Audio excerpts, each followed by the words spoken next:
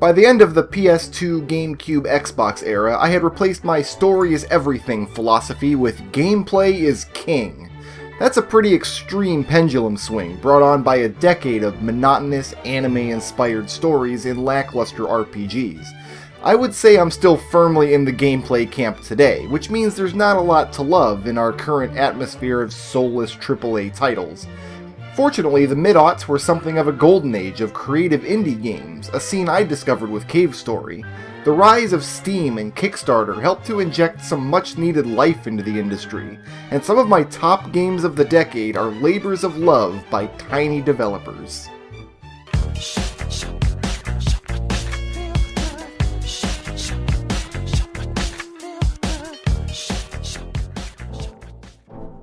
Psychonauts is an insane fever dream of a game. The gameplay is messy and unfocused, and the story is childish and ridiculous. At first glance, it doesn't seem like the kind of thing that would be appreciated by savvy modern Brickroad, nor pimply Brickroad Classic. In fact, Psychonauts might be unique on this list in that I'd recommend playing it solely to see what bizarre situation the game will throw at you next. Really, Psychonauts is a living, breathing contradiction. I can't think of another game that controls this poorly yet is still so fun to pick up and play. And I can't think of another game with this many pointless side characters you nonetheless build an emotional attachment for. Every time the game reaches what you're sure must be the apex of its crazy, it outdoes itself. And each new and frighteningly mad thing makes perfect sense in this universe, to the point where you'll start taking the insanity in stride. It plays out a bit like your favorite sci-fi B-movie.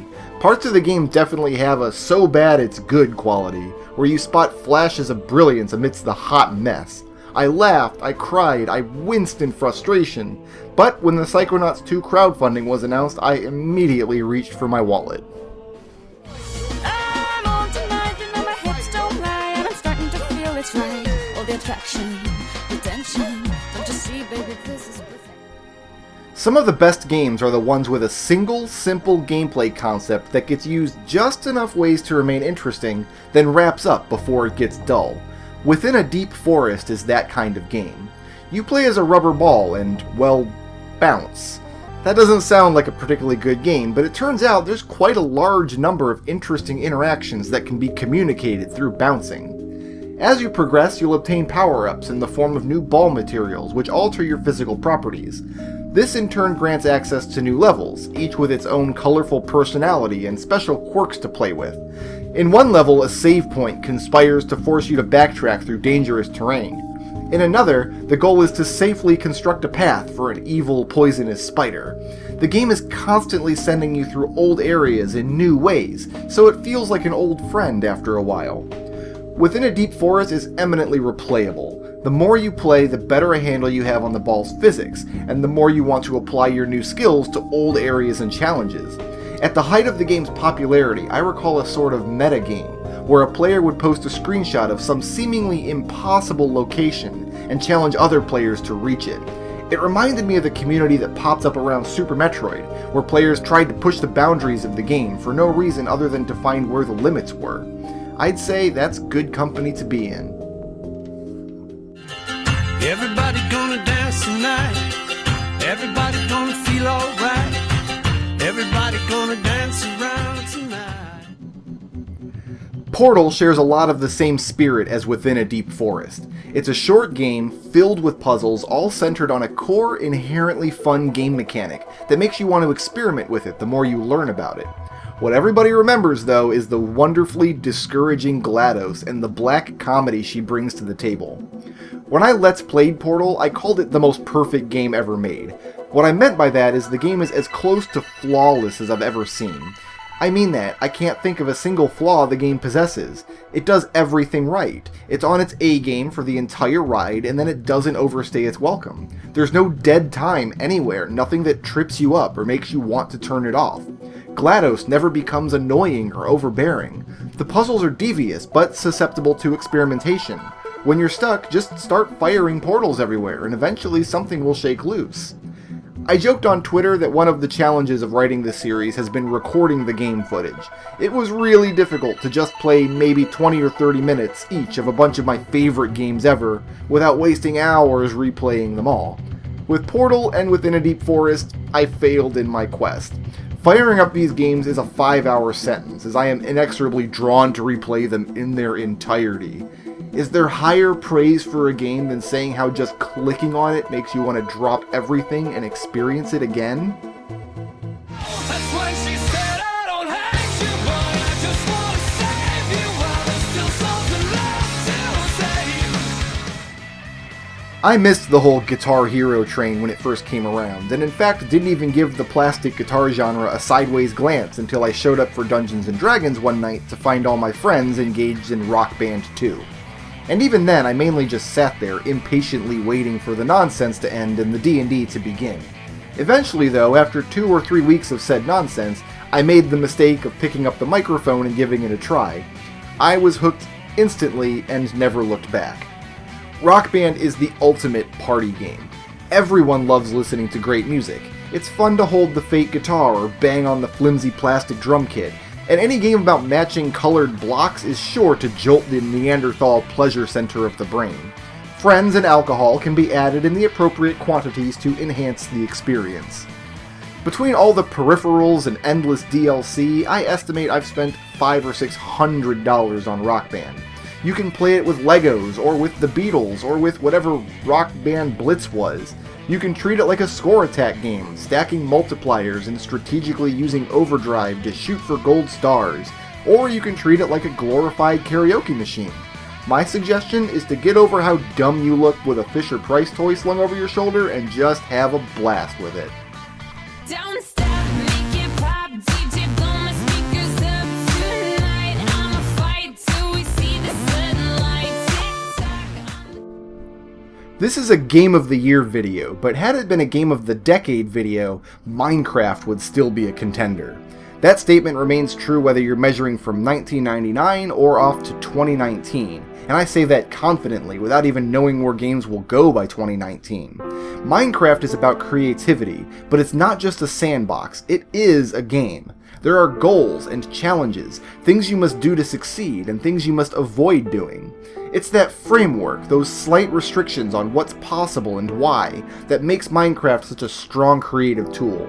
Before you can build something, you have to gather the resources to do so, and that process takes time, energy, and further resources. The bigger you want to go, the more you have to demonstrate your dominance over the world. Dominance really is the right word. After a few in-game weeks, you'll be able to look back on the trials you faced when starting out, and marvel at how far you've come. It's no surprise Minecraft has become the game of a generation, and it's no surprise half the games on Steam's early access are inspired by its success. It works as a creative sandbox, it works as a compelling video game experience, it works as a community builder, it works on every level imaginable. Oh, diamonds! Finally!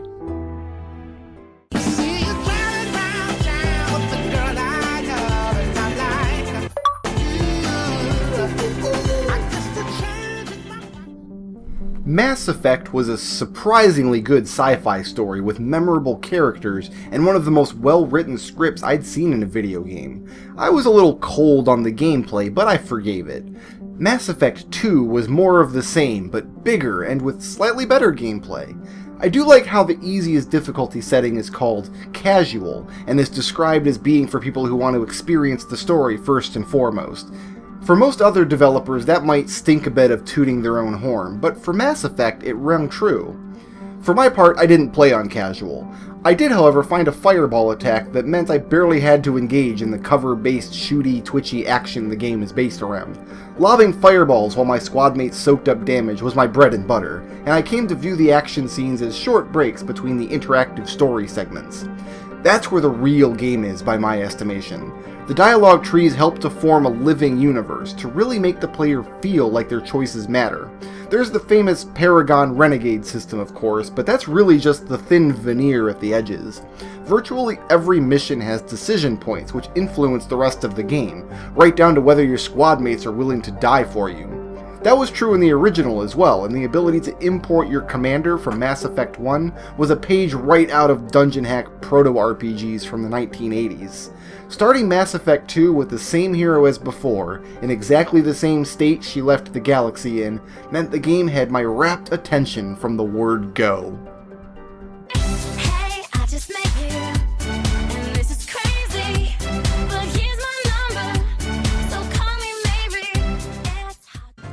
2011's easy. Ocarina of Time 3D. Boom. Okay, that's cheating. Let's give it to Skyrim instead. I'm usually not big on open world games. I'm the type of player that gets crippled by indecision, but besides that, I just don't relish the thought of sinking into a game for 60 or 70 hours at a stretch. But Elder Scrolls 3 Morrowind was the exception to the rule, possibly because it makes very clear very early that there's no such thing as a wrong decision. I had the same experience with Elder Scrolls 4 Oblivion, which was better than Morrowind in some ways, but worse in others. And then, in 2011, Elder Scrolls 5 was superior to both. As open worlds go, Skyrim is a little less open than it could have been. That's not a bad thing though. In the previous two titles, the main storyline was presented as one of many options in the game world. You know, if you have time to get around to it. Skyrim doesn't railroad you, but the main plot is more important by several notches, because it changes the world as you progress and increases your power level in ways that aren't possible otherwise.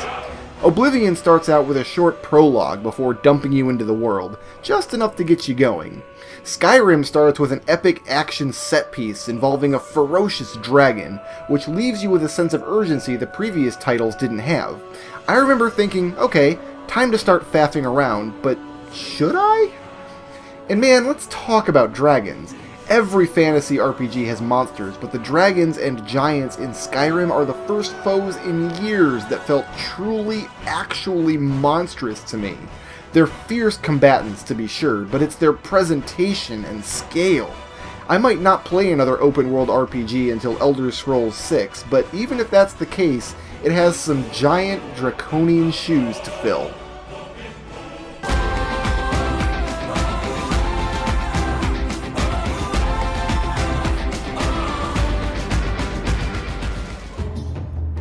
A well-designed stealth game is one of the most sublime experiences in gaming. There's nothing quite like it. And if you'd told me before playing Mark of the Ninja that someone successfully translated the genre into 2D, I frankly wouldn't have believed you, meaning no disrespect to the early Metal Gear games. As it turns out, you don't have to water down anything that makes stealth games great to squeeze them into a platformer. You just have to play to the style's strengths rather than viewing them as restrictions. So we have a system where light and darkness are clearly delineated, where soldiers have conical lights shining from their heads, and where sounds make bright circles appear on the screen. It all fits together in a game where the player can interpret an entire screen full of information at once before plotting a course on how to proceed. The levels are designed so your ninja can be proactively stealthy, and your reward for good play is the oh so satisfying squelch sound of your sword ripping into some jackhole who quite literally never saw what hit him. Where Mark of the Ninja gets its staying power, though, are the variety of alternate costumes and weapons to choose from. The first time you play, you'll fumble through with the core moveset and have fun doing it. Next time, maybe you'll be Batman, bringing terror to your enemies before sending them to their doom. Or, my personal favorite, go for pure stealth, muted footsteps, and non-lethal takedowns. You know, the way a proper ninja should be played. Let it go, let it go. I am one with the wind and sky. Let it go, let it go. So you want a game where you're 3 pixels tall, have dozens of weapons and power-ups to play with, and where the monsters not only single-mindedly want you dead, but outnumber you 100 to 1.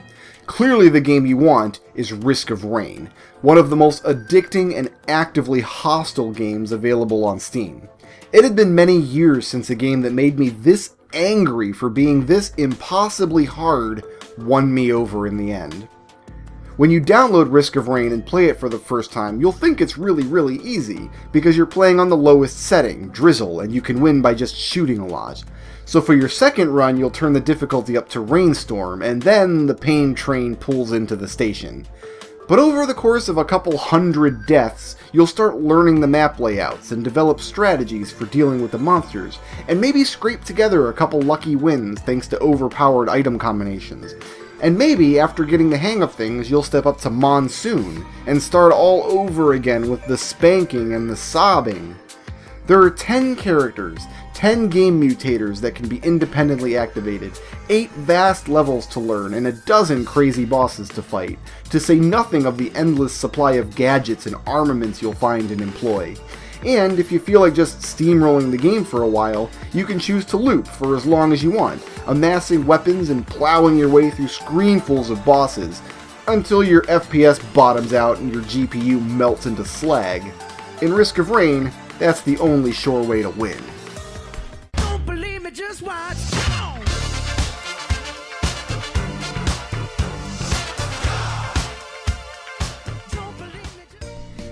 I feel bad for all the actual games I liked in 2014, the best of which probably being Shantae and the Pirate's Curse. My pick for this year isn't really a game, so much as a game tool set, Berserk Games' Tabletop Simulator. But the numbers don't lie. Steam says I have 550 hours played, and my first thought upon seeing that was, wait, that's it? Tabletop Simulator is exactly what it says on the tin. It's a physics engine that simulates a tabletop. The program comes built in with a deck of cards and ancient classics like chess, Go, and backgammon. The real strength of the engine is found in the Steam Workshop, where an active mod community has ported over just about any popular board game you can think of. I love board games, and for years I've discussed them with all my internet friends. Well, now we can actually sit down and play them. You'd think that getting what amounts to every board game ever for the price of one Steam game might cause actual board game publishers to riot, but so far that hasn't happened. For my part, I've purchased a bunch of games I was introduced to via Tabletop Simulator. I've also had the pleasure of playing games that are out of print or otherwise impossible to get a hold of. And then there's the universe of fun I've had with the Flumfights playing Dungeons & Dragons 5th edition. In terms of fun units per penny, Tabletop Simulator might be the single most worthy purchase in the entire Steam library.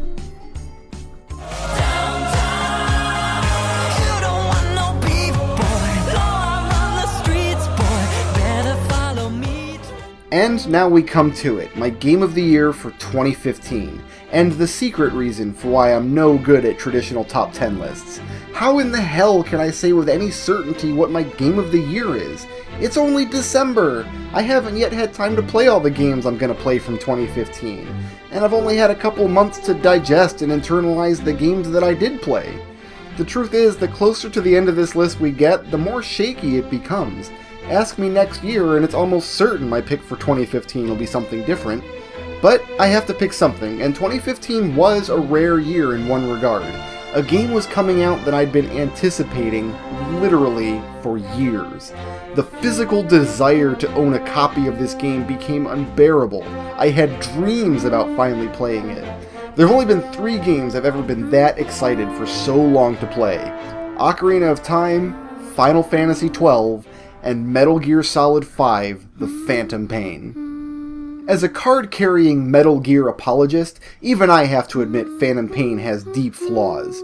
The story is paper-thin and unevenly presented. Critical, plot-altering gameplay was left on the cutting room floor in lieu of endless, repetitive side missions. The freedom to develop your base and armaments however you like is sort of marred by story missions, which are all but unwinnable unless you developed a certain particular way. On the other hand, there's a button that makes your dog zap some clown with a stun gun, and at the end of the day, isn't that what Metal Gear's all about? I already knew I was in love with Phantom Pain's gameplay. I have 120 hours played of its prologue, Ground Zeroes, on Steam, and probably half that again on PS3. Both titles have a pick-up-and-play quality that Metal Gear series has largely been lacking. You can fire up a mission just to kill 20 minutes, and then fire up the same mission again tomorrow and try a different approach, which turns it into an entirely different mission. It's addictive and challenging and emotional and silly and everything else a good Metal Gear game ought to be. Maybe in the coming months I'll regret giving the trophy to Venom Snake.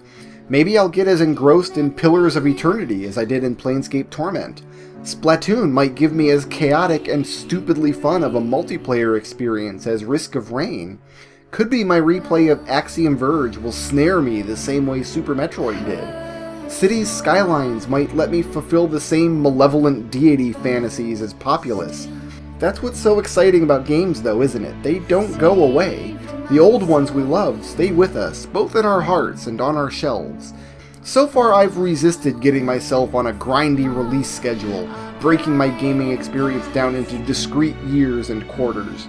I'm excited to play the games that I missed in 2015, and to see what 2016 brings, and 2017, and all the rest of my years. Thanks for watching.